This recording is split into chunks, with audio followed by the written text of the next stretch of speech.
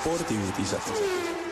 Tere hommikust! Raadiokoja spordiuudistega on eetris Oleg ja Igor jalgpallist. Inglismaa ajalehte The Northern Echo teatas eile, et Eesti jalgpallikoondisena Tarmo Kink lahkub jaanuaris meeskonnast, kuna peatreener Tony Mowbray pole talle õiget rolli leitud. Samas lükkas mängumees ise sellise võimaluse kategooriliselt ümber. Tugevana rünnakul peab vaeva nägema oma närvikavaga ja püüdlikkusega kaitses. Tema teha, kas tõusta fööniksina tuhast või minna ära Valka, ütles Tartu Rocki peatreener Indrek Visnapuu Asko Paadele. Korvpallist veel. Vilniuse Lietuvas Riitas kaotas korvpalli Euroliiga vahegrupiturniiri avamängus 59 jagatud 80-ga. Ateena pannati Naikosele.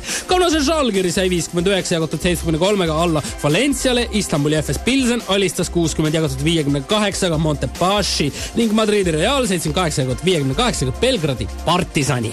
Jaak Mae tunnistas, et seljavalu pole vaatamata ravile ja füsioterapeut Lauri Rannamaa abile täielikult kadunud ning võistelda tuleb tablettide toel. Tarvitan ööpäev mõjuvaid valuvaigisteid, muud ei jää üle, õnneks ei tee need olemist tuimaks.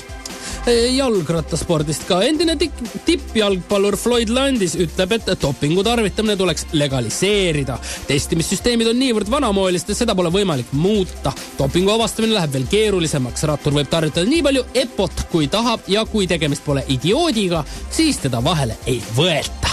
Anterselvas peetud laskesuusatamise meeste 10 kilomeetri sprindisõidus üllatas kõiki 23-aastane venelane Anton Šipulin. Eestlased jäid tahaplaanile, teiseks lasi ja sõitis end Michael Kreis, kolmas Lars Berger Norrast.